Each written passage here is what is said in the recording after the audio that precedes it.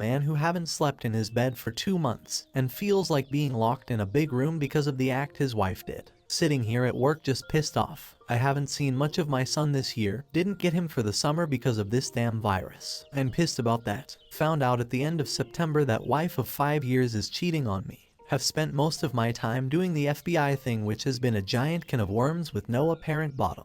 Have had this nasty woman in my house and I have to sit there and pretend that nothing is wrong when I just want to throw everything at her and kick her out. My lawyer just keeps telling me not yet. I haven't slept in my bed in almost 2 months. Gonna burn that when she's gone. Have had no sex, which has caused her to accuse me of cheating. If she tries to hug me or kiss me, I have to sit there and take it when it makes me want to vomit. When I look at her, I see bugs crawling all over her. I want her gone, but it's just not yet. There is not much left to burn on my fuse. It's like being locked in a big room with someone and there's just a table there, and the room echoes and they start tapping on the table and tapping until you just want to flip the table and strangle them. I can't even talk to anybody about it right now because not yet. I'm angry at myself and disappointed in myself for putting myself in the position to let someone do this to me again. I just want this to be over, and I miss my son. Some background, as my wife's browsing history, yes, I am spying, shows she hasn't used Reddit in 6 months. Honestly, at this point I don't even care. I'm white-knuckling it right now. Anyone who has found out and said nothing until they served their cheating piece of crap, you have my admiration.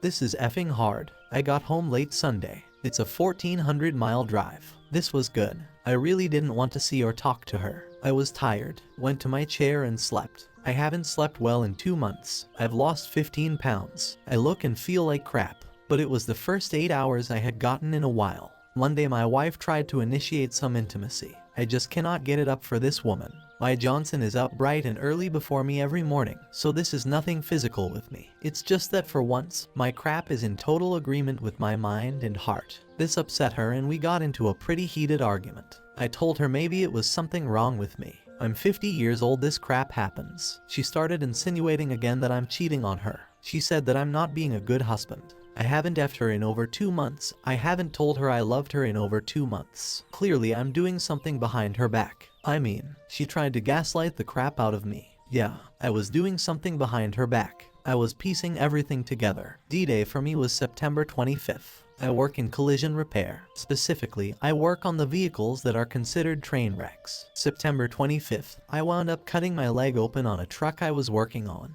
That was a trip to the emergency room. I got 5 stitches inside my leg and 34 stitches on the outside. It was pretty bad. I got put on some hefty painkillers and there was no way I was going to drive. So I called my wife. No answer. Called 5 minutes later. No answer. Called again. No answer. Texted her, babe. Pick up, I need you. Call me. Called her again. No answer. More texts. Nothing. About an hour and a half of this. So I got an Uber to take me home. We turn onto my street, come in view of my house, and she is standing in our doorway, completely sucking face with the GM of where she works. I told the driver to stop. This wasn't a peck, folks, they were swapping spit. She was supposed to be at work. I pulled out my phone, took a couple pictures, and told the driver to keep driving. I had him take me back to work. I sat there in the break room for 4 hours, head down on the table, numb, effing heartbroken. When the painkillers wore off, I drove home, in pain from my leg and from everything going through my head. She wasn't home when I got there. She came home a couple hours later. She acted all concerned. Maybe she was, maybe she wasn't. I don't know. I asked how her day was and she made up some crap about work that day. I know it was BS. A week later I learned for the first time that she hasn't worked a Friday in 3 years. I've never really used Reddit much. It was always there but I had no real interest in it till then. I was looking for crap on dealing with cheaters and this sub showed up along with YouTube videos. So I read stuff here, just trying to find out what the hell I should be doing right now.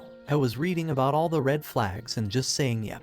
Well, that fits her to a T. Always on the phone, always texting. For some effing reason can't answer my calls or texts. She had no idea until last Monday that I had sat in the emergency room trying to call her, texting her. In 2 whole effing months she had not looked at our chat log at all. She was yelling at me that I need to be a better husband, that I'm not doing enough for her. I got so effing pissed I grabbed my phone, opened the chat log and shoved it in her face. Showed her those unanswered texts. I rarely raise my voice, but I yelled at her that the one time I needed her to be there for me I got ghosted. She pulled out her phone, looked, Then she left the house for a couple hours. When she came back, she apologized and then lied right to my effing face. Oh, she had a hard day at work that day. Didn't notice because she was so busy. The truth is she didn't know about the calls and texts because she was too busy effing her boss in my house to answer her phone.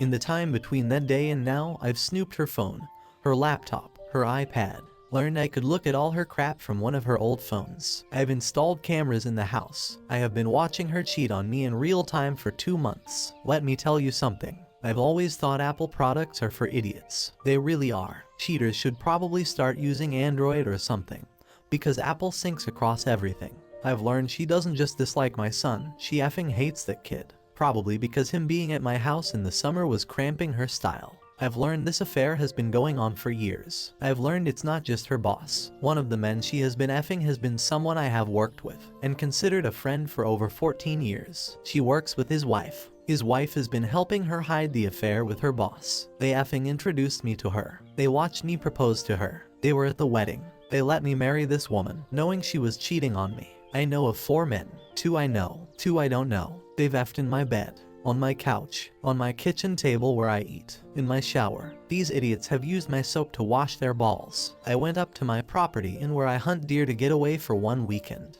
I invited her. I'd always ask her to come whenever I go anywhere. She always declines. When I got back, I just watched this parade of men go through my house and F my wife. She didn't even shower and clean herself off between 2 of them.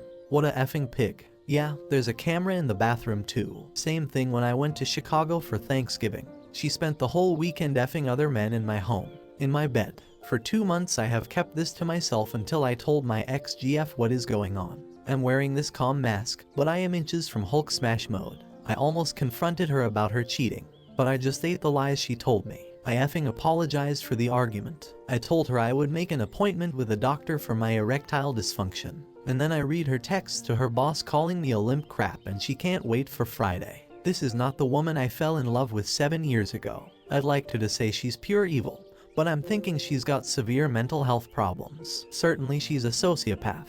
Whatever, I did not sign up for this. It was very hard for me to ask her to marry me. Since my first divorce, I had a hard time believing that anything nice a woman said to me was what she really meant. I've chased off 2 fantastic women in my life because I was still effed in the head from my first wife. More so what I went through after the divorce than oh, she didn't really love me. I got abducted in my first divorce. I walked away from it with $43 in my pocket. No home, no car, no means to do my job, no support from my family, and had to couch surf for the next 3 years because everything I made went to alimony and paying off our debt. 22 years old and my life effed before it really even started. I spent my 24th birthday on my friend's couch, drunk, with a gun in my mouth, bawling like a baby because I didn't have the stones to do it. I saw no light at the end of the tunnel. Well, since that day, I have kept $43 in my wallet to remind me of the lowest I have ever been. I'm not saying that's where I am now, but I feel like I did after that. Yeah, I'm wiser and covered my crap this time. But you know, the first time, I caught them in the act. Had to do it the old-fashioned way, come home early from a trip. But it was over. The extent of the gaslighting was her saying it's not what it seems, and then screaming at me to stop as I beat the crap out of my brother and his friend. Don't do this. This hurt me in the divorce big time. But it was over. There was no crap. Nothing could be denied. All the therapy I have gone through, it's all gone. This time around it's this slow process of deceit. Holding everything in. Just getting lied to all the time. Even when she doesn't need to lie, she lies. I feel that every time I blink, she F's some other guy. I no longer love this woman. Let's be clear, there will be no working this out. I've checked out. My anniversary is a day that will live in infamy. Pearl Harbor Day. I'm going to make sure she remembers it. But the seconds seem like hours. I'm worn out, I have a constant headache. All the therapy I have gone through, it's all gone. This is really not healthy. It's not like you can screw her over more. Don't make a spectacle if it involves you biting more bullets than you have teeth. Talk to a lawyer and ask what to do. And also when you're ready, have a file on your laptop or phone ready to go with posting all this stuff on your Facebook or whatever you use to socialize. Remember not to add the love-making videos because that's revenge crap and you will get screwed in court. Show pictures and names of all the people she screwed with, and the people that helped. Maybe add pics of her kissing others, and share it with everybody that's connected. That way she can't lie to everybody, and prevents her from scorch earthing you. Her excuse to everybody would be that she wasn't happy, but if she truly was unhappy, she would have left years ago, but instead likes the family dynamic along with some flings on the side. And this will help you steer the public image away from you in a negative light. Get tested and start to move on, because this shouldn't define who you are. What you will do with your life afterwards is what will define you. You seem like a strong person, but please don't use all your strength in one giant gesture of revenge, or else you will burn out. Yes, the reveal will be great for your ego, but having an escape route ready is better for your mental health. Good luck. OP, you have more than enough proof. You should stop now and serve her. She's clearly in absolute denial of her life and who she is, so she's not going to stop or admit anything. You need to move as soon as possible and serve her as soon as possible. Look up your state laws on suing her for damages and if it's considered assault in your state. When you move out, I recommend trauma counseling, different from family counseling. Don't be alone. Reach out to a friend you can trust. Eat, sleep, and go on walks. Be patient with yourself as you are in pain. Take care of yourself. Move out. I had her served. I woke up and left the house, got myself some breakfast while waiting for her to leave for work, rented a truck, went back home and changed the locks. My friend and her husband came over, he brought a friend and we packed up her things. We loaded up our bedroom furniture that I got her as a wedding gift, my couch, my dining table, just all the furniture she defiled. Took it to storage, put all her clothes in garbage bags. Was going to throw her dirty clothes in with the clean, but my friend wouldn't let me. We got done after 11 a.m. At around lunchtime, I bought flowers and chocolates and went to her work. I went and gave her the flowers and Candy gave her a big hug and a kiss. She was all smiles and blushes. Her coworkers acted that so sweet thing.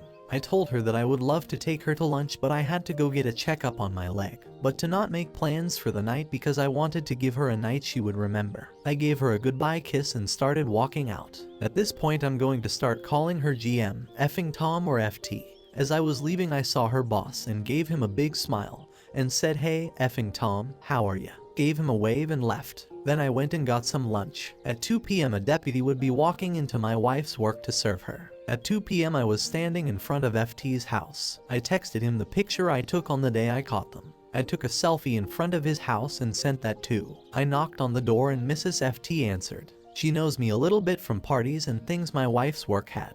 I told her that my wife and her husband were having an affair. She didn't believe me. I showed her that first picture I took and I showed her a selfie they took while my wife was giving him a blowjob on my couch. And she effing slapped me. I just stood there and she started crying. I gave her a thumb drive with everything pertaining to my wife and her husband that I had. I told her my wife was cheating on me with multiple men, get checked for STDs. I gave her my lawyer's card and my number. Then she asked why was I doing this to her. And to be honest, why did I do that? I hurt her pretty bad. I feel like the biggest piece of crap for doing that. I told her she had a right to know and felt like an idiot for giving her that answer. As I was leaving, that's when my phone started blowing up. Didn't answer any calls or texts. I just went home. When I got home, I changed my FB status to divorced. I started reading the texts from my wife. What the F is this? What are you doing?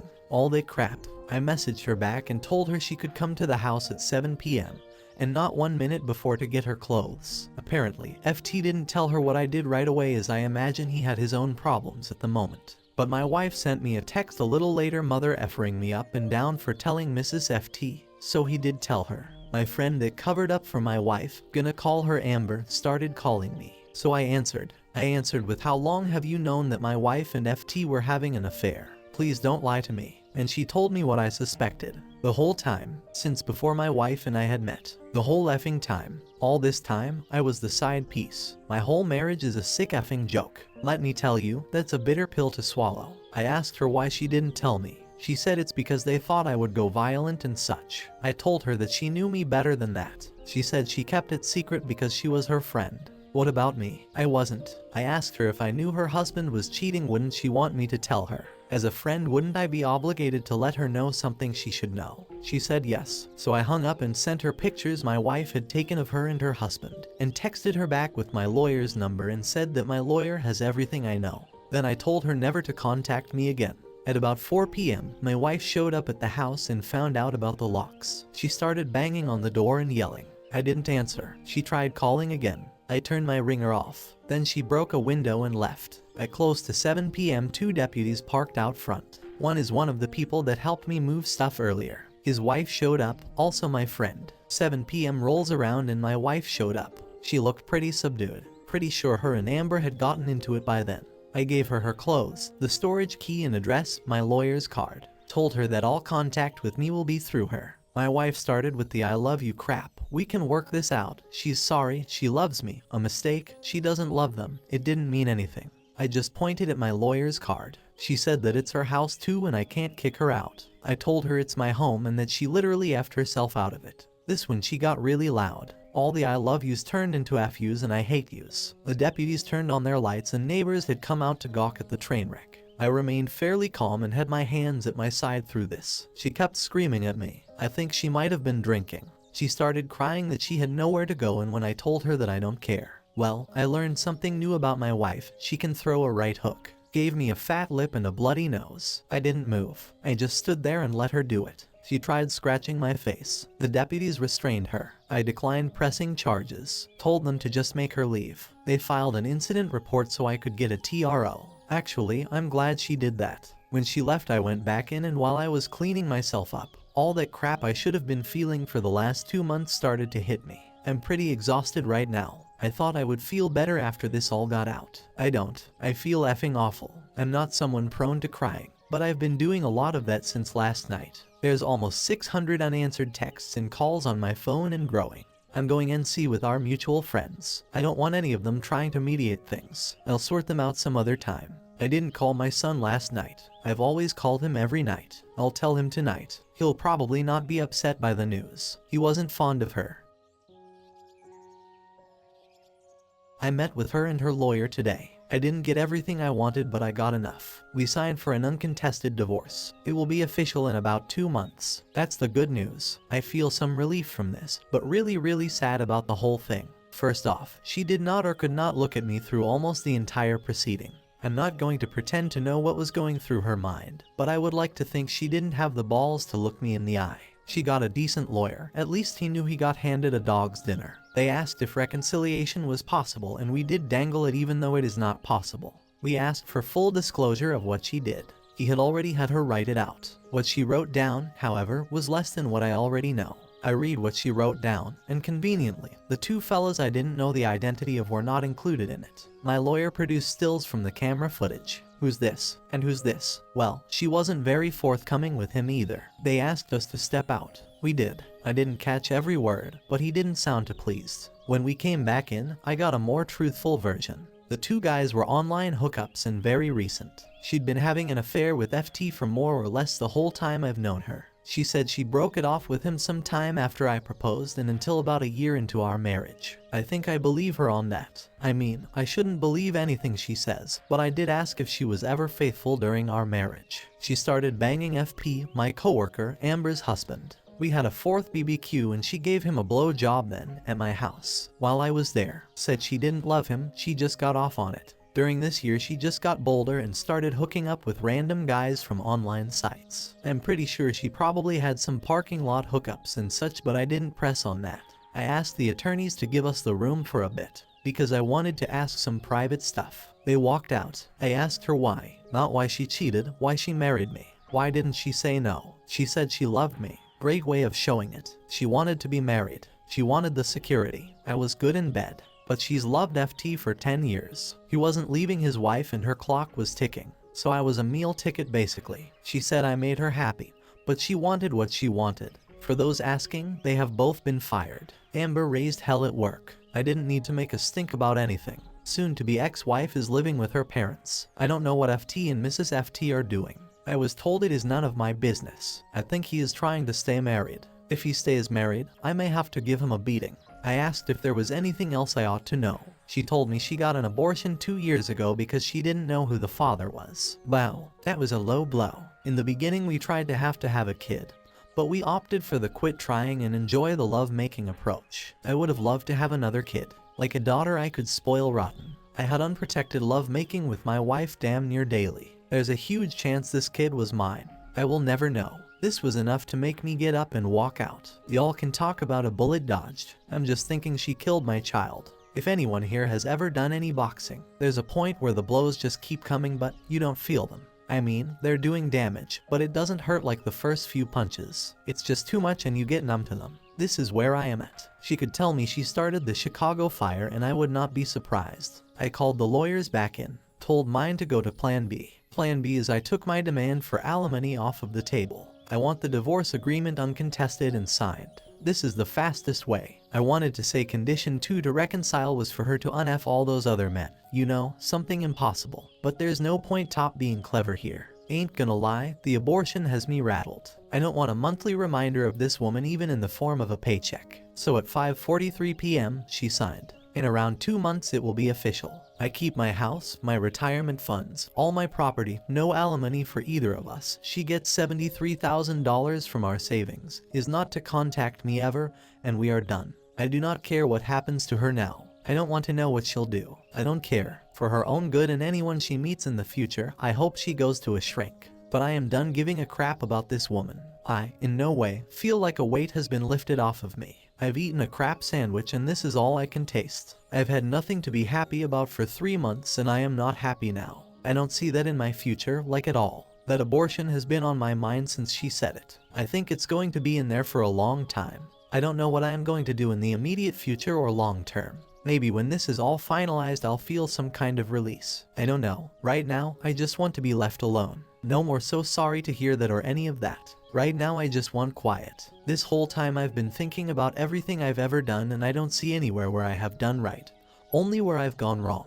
I know this is an awful mindset to have, but it's what I'm left with. All I can say is at least I got to keep my stuff this time. But I won't be doing this again.